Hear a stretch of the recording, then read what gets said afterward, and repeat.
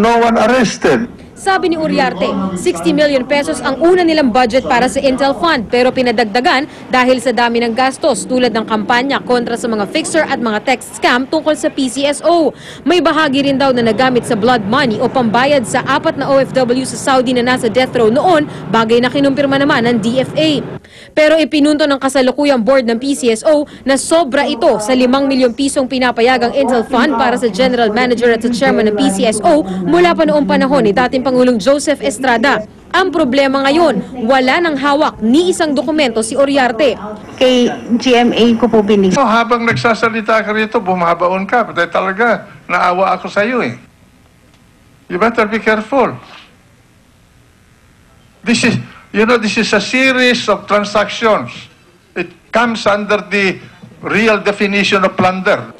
Tumanggi munang magkomento ang kampo ni dating Pangulong Arroyo dahil wala pa raw silang kopya ng reklamo. Ang anak naman ng dating Pangulo na si Congressman Mikey Arroyo, wala raw alam sa issue. I don't know the facts. I was never in the PCSO. Baka pag jumingle case, nani kami kasalanan pa. Dahil sa interparliamentary courtesy, hindi maaring imbitahan ng Senado si dating Pangulo at ngayon Kongresista Gloria Arroyo sa kanilang ginagawang investigasyon. Pero pag-aaralan daw ng komite kung maari ba siyang hingan na lamang ng statement para maipaliwanag niya kung bakit niya inaprubahan ang milyon-milyon na dagdag na intelligence funds ng PCSO. Hindi rin pinalagpas ng mga senador ang hindi raw pantay na pamimigay ng mga ambulansya ng dating pamunuan ng PCSO. Nauna naman ng naungkat ang paghingi ng ilang obispo sa PCSO ng mga sasakyan na ayon kay Archbishop Emeritus Oscar Cruz ay dapat na isauli na lang. Ang CBCP mismo, magkakaroon na siya ngayon ng patakaran para wala na lang gulo, huwag tayong tatanggap, higit sa lahat, huwag tayong hihingi sa mga ahensya ng pamahalaan. I think this is very providential, no? Para sa ganon, maging malinaw talaga na diyan kayo, dito kami. Something like that.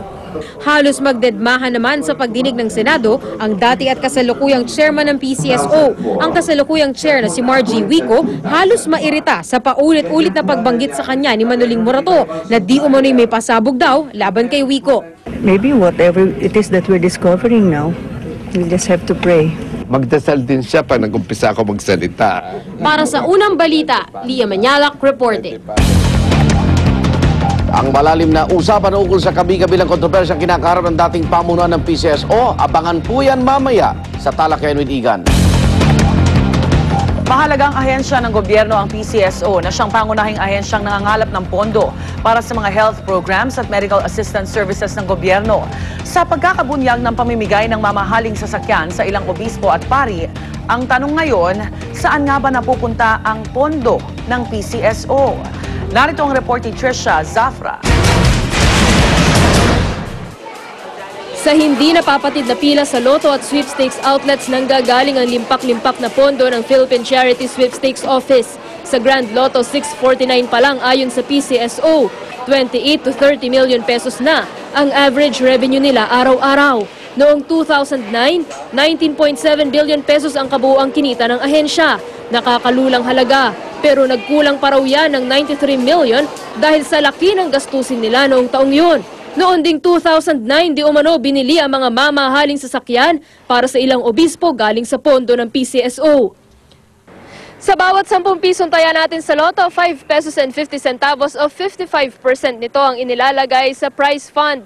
3 pesos naman o 30% ang inilalaan para sa charity fund. At 1 pesos and 50 centavos o 15% ang ibinibigay para sa operating fund ng PCSO.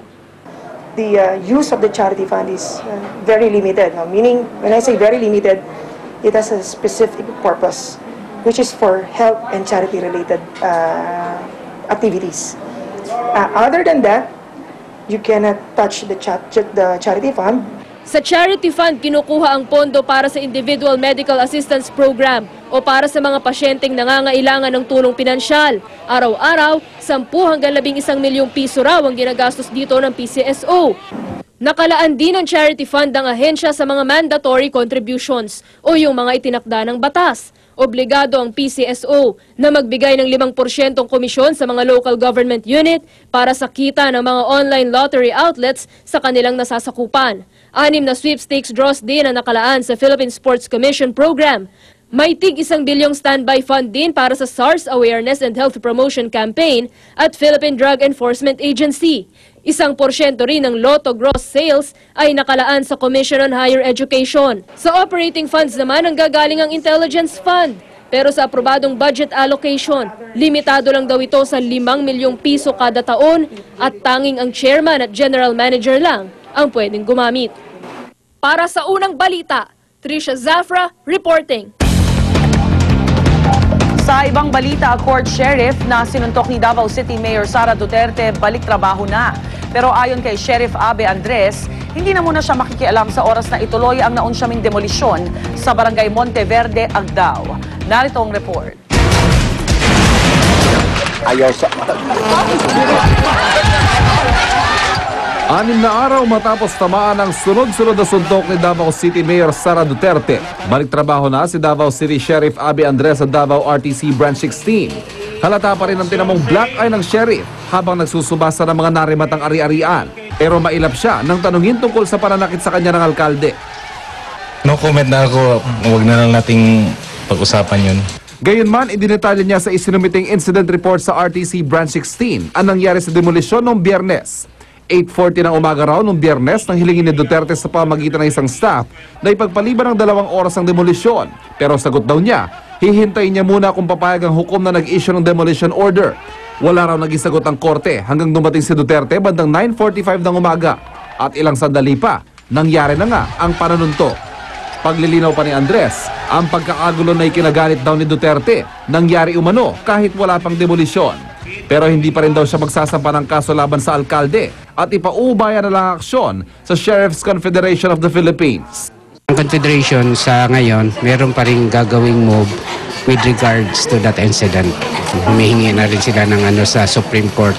Nag-inhibit na raw si Sheriff Andres sa pagpapatuloy ng demolisyon sa linggo.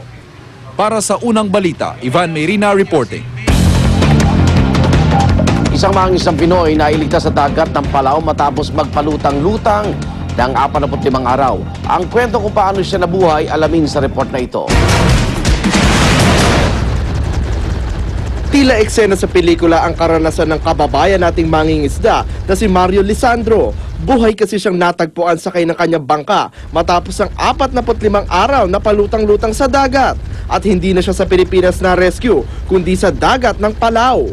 Kwento ni Lisandro, Mayo at 3 daw ng mangisda sila ng kanyang mga kasamahan sa Bislig, Surigao del Sur nang maligaw siya at hindi na matagpuan ng iba pa.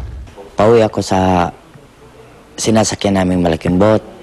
Kaya lang, iba na yung napuntahan ko, kaya naubusan ako ng gasolina. Hindi na ako nakarating doon. Kaya yun, palutang-lutang na lang ako.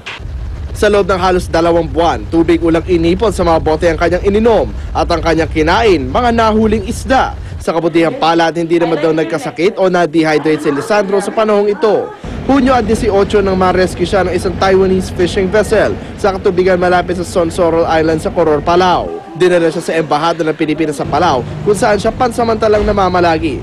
Ayon sa Embahada, inaayos na raw ang mga dokumento ni Lisandro at inaasahang makakabalik na siya sa Pilipinas sa susunod na linggo. Para sa unang balita, James Velasquez reporting. Babae sa Bataan na hindi mapigilan ang pagtaba dahil sa Cushing syndrome na iluwas na po ng Maynila para maipagamot. Kaya naman nabuhayan siya ng pag-asa na muling maging normal ang kanyang pamumuhay. Narito ang report ni Cesar Apolinario. Emotional pa rin si Evelyn Zambrano nang bisitahin ko. Si Evelyn ang babaeng hindi tumitigil ang pagtaba kahit pa hindi masyadong kumakain dahil sa Cushing syndrome. May natagpuan daw na tumor sa kanyang pituitary gland at dahil dito, hindi na balanse ang kanyang hormone level sa dahilan ng kanyang patuloy na paglaki. Pero muling bumalik ang kanyang sigla nang ibalita naming ipagagamot siya ng Kapuso Foundation.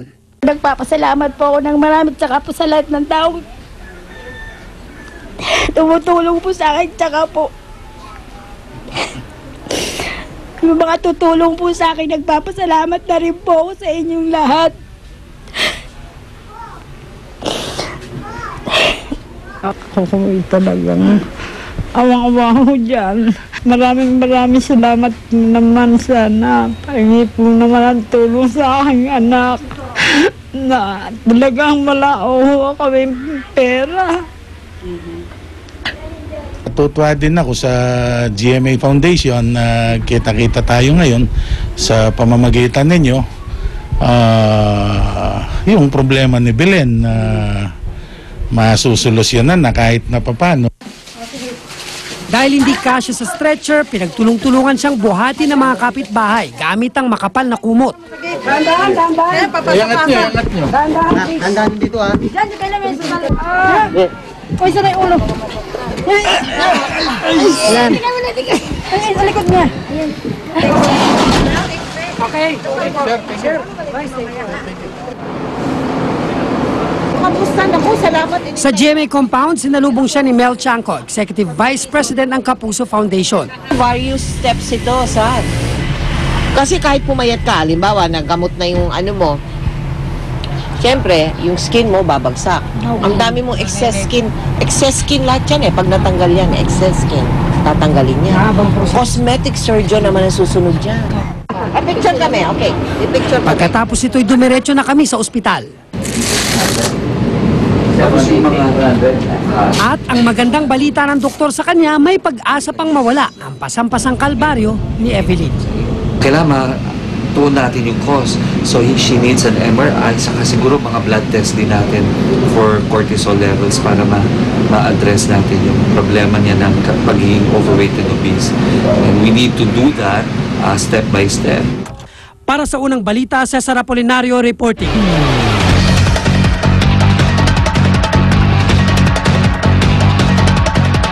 Sasakyan na 2 milyong pisong cash ng kanyang among negosyante.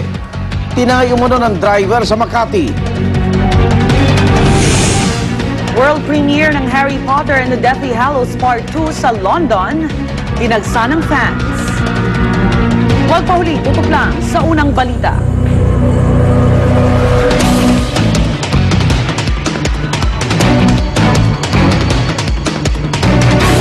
Home sweet home ang feeling. Kasama ang unang hirit at ang Tupperware brands.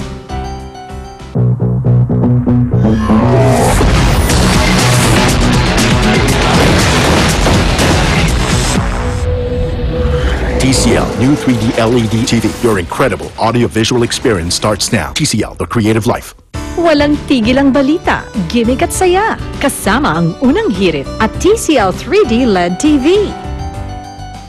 Biology is the study of... Nasaan na ba yung salamin ko? Ano ba sa